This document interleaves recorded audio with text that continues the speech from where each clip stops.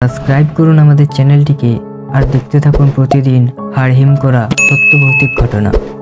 বন্ধুরা, আজকের যে ঘটনাটি আমি আপনাদেরকে শোনাবো, এই ঘটনাটি ঘটেছিল আমার সাথে। ঘটনাটি একদম সত্য, কিন্তু ঘটনাটি আপনারা বিশ্বাস করবেন কি করবেন না এটা পুরোপুরি আপনাদের ওপর।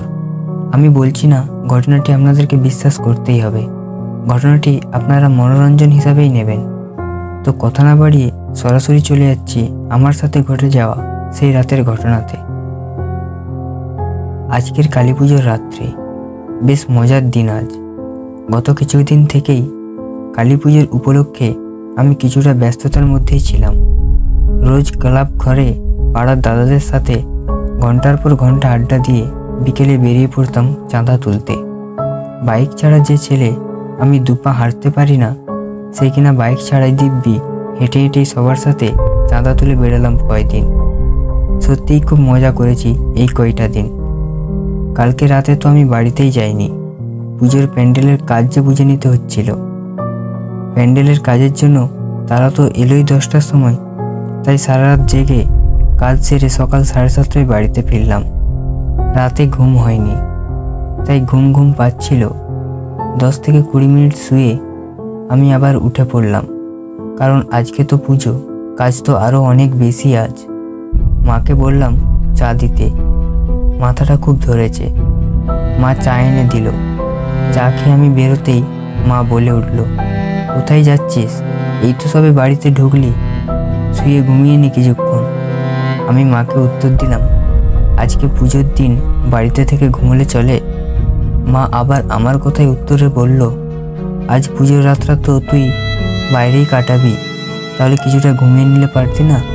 আমি বললাম ঠিক আছে, ও ম্যানেজ হয়ে যাবে। এই বলে আমি আবার ক্লাবে চলে আসলাম। পুজোর খরচাপাতি নিয়ে হিসেবে বসলাম সবার সাথে। হঠাৎ সমু এসে আমাকে বলল, চল তো আমার সাথে, আমার বাড়িতে একটু প্রবলেম হয়েছে। আমি সমুকে জিজ্ঞেস করলাম, কি প্রবলেম হয়েছে বল? সমু বলল, চল আমার সাথে, রাস্তায় যেতে যেতে বলছি। সমুর বাড়ি একটু দূরে, তাই আমি সমুকে বললাম যে দাঁড়া, তাহলে আমি বাইকটা বাড়ি থেকে নিয়ে আসি। সমু তখন বলল, আবার বাড়ি যাবি? থাক, চল রাস্তা থেকে একটা কোনো টোটো নিয়ে নেব।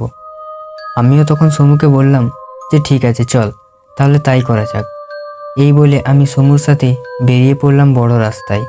এসে একটা ফাঁকা টোটোও পেলাম। আমরা দুজনে সেই টোটোই করে সমুর বাড়ির জন্য রওনা হলাম। সমু বারবার টোটো কাকুকে বলতে লাগলো, কাকু কাকু তাড়াতাড়ি গাড়ি চালাও কাকু। আমার তখন সমুকে দেখে চিন্তা হচ্ছিল খুব। তাও আমি সমুকে একবার জিজ্ঞেস করলাম, কি হয়েছে তোর বাড়িতে, বল আমাকে। কিন্তু তখন সমু আমার কথাই কোনো পাত্তাই দিল না, তাই আমিও আর সমুকে কিছু জিজ্ঞেস করলাম না।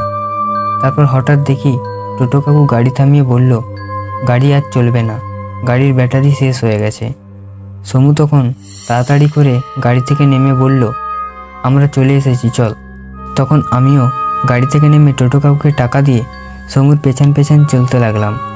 চারিদিকটা খুব নিস্তব্ধ, এলাকায় কোনো বাড়ি দেখতে পাচ্ছিলাম না আশেপাশে, শুধু মাঝে মধ্যে কয়েকটা কাক কা কা করে ডেকে উঠছে।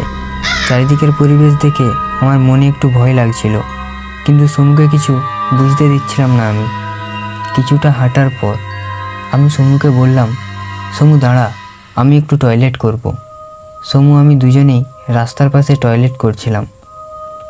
আমি তখন মনে মনে ভাবলাম যে আমি সমুকে জিজ্ঞেস করি ওর বাড়িতে কি হয়েছে। এই ভেবে আমি পাশে তাকিয়ে দেখি সমু আমার পাশে নেই। আমি সমুকে দেখতে না পেয়ে ভয় পেয়ে গিয়েছিলাম। তারপর আমি সমুকে ডাকতে ডাকতে সামনের দিকে এগিয়ে গেলাম। হঠাৎ দেখলাম সমু গাছের উপর থেকে আমার মুখের সামনে এসে পড়ল, ঠিক উল্টো হয়ে। আমি ভয় পেয়ে সামনে না গিয়ে পেছনে দৌড়ে এলাম। আমি কিছুটা দৌড়ে এসে আমার পকেট থেকে ফোন বের করে পাড়ার আরেকজন বন্ধু গোপালকে ফোন করলাম, আর আমার সাথে ঘটা সমস্ত ঘটনা গোপালকে জানালাম। গোপাল সবটা শোনার পরে আমাকে বলল যে এটা কি করে সম্ভব, সমু তো আমাদের ক্লাব ঘরে আমার পাশেই বসে আছে।